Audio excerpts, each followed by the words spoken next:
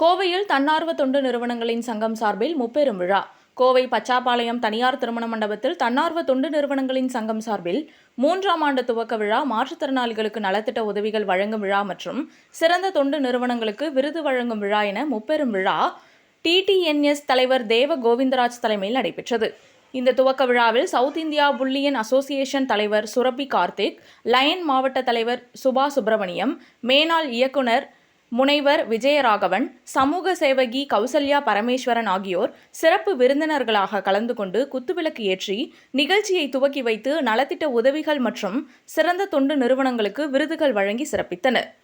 நிகழ்ச்சியில் TTNS புரவலர் KV சா, துணைத் தலைவர் பிரைட் சா, செயலாளர் சுதா, பொருளாளர் ஸ்ரீ கலா, அமைப்பு செயலாளர் பாலசுப்ரமணியம், துணை செயலாளர் இம்தியாஸ் ஆகியோர் முன்னிலை வகித்தனர். நிகழ்ச்சிக்கு முன்னதாக கும்மி ஆட்டம் அரங்கேற்ற விழா நடைபெற்றது. மேலும் மாற்றுத்திறனாளிகள் தங்களின் பல்வேறு திறமைகளை வெளிப்படுத்தும் விதமாக இசை நிகழ்ச்சிகள், நடனங்கள், சிலம்பம், யோகா உள்ளிட்ட பல்வேறு கலை நிகழ்ச்சிகள் நடைபெற்றது. நிகழ்ச்சி குறித்து தலைவர் தேவ கோவிந்தராஜ் கூறுகையில், தன்னார்வ தொண்டு நிறுவனங்களின் சங்கம் சார்பில் முப்பெரும் விழா சிறப்பாக நடைபெற்றுக் கொண்டிருக்கிறது. இத்தருணத்தில் அரசு அதிகாரிகள் அதிகாரத்தை கையில் வைத்துக்கொண்டு எந்த ஒரு விளக்கமும் கேட்காமல் இல்லங்களில் பூட்டி விடுகின்றனர். எனவே இதனால் தன்னார்வலர்கள் மிகவும் பாதிப்படைகின்றனர். எனவே ஏதாவது புகார் வரும் பட்சத்தில் தொண்டு நிறுவனங்களையும் சங்கம் சார்பில் அளிக்கும் விளக்கங்களை கேட்டு அதன் பிறகு தகுந்த நடவடிக்கை மேற்கொள்ள வேண்டும் என்று தமிழக அரசுக்கு இந்த தருணத்தில் கோரிக்கை வைக்கிறேன் என்று தெரிவித்தார். முப்பெரும் விழாவில் TTNS நிர்வாகிகள் மற்றும் தொண்டு நிறுவனங்கள், தன்னார்வலர்கள், மாற்றுத்திறனாளிகள் உட்பட ஏராளமானோர் கலந்து கொண்டனர்.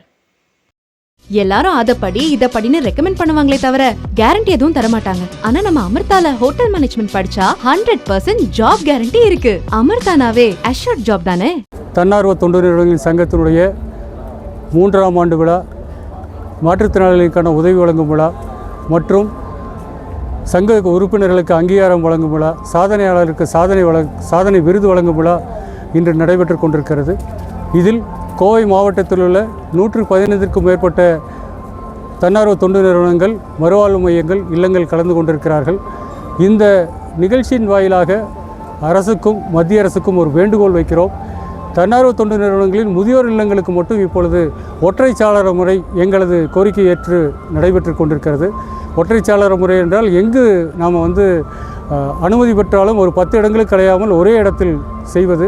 அந்த முறையை நமது மாற்றுத்திறனாளிகள் இல்லங்களுக்கும் மற்ற இல்லங்களுக்கும் அமுல்படுத்த வேண்டும். மற்ற தன்னார்வ தொண்டு நிறுவனங்களையும் நிறைய சிரமங்கள் இல்லாமல் ஒரே இடத்தில் நமது அனுமதியை தர வேண்டும் என்று கேட்டுக்கொள்கிறோம்.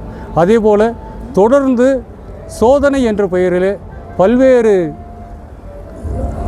பிரச்சனைகளை தந்து கொண்டிருக்கின்ற அரசு துறை அதிகாரிகள் கொஞ்சம் கருணை உள்ளத்தோடு நடந்து நமது இல்லங்களுக்கு ஏற்படுகின்ற சிரமங்களை சரி செய்ய வேண்டும் என்றும் அன்போடு கேட்டுக்கொள்கின்றோம். நன்றி.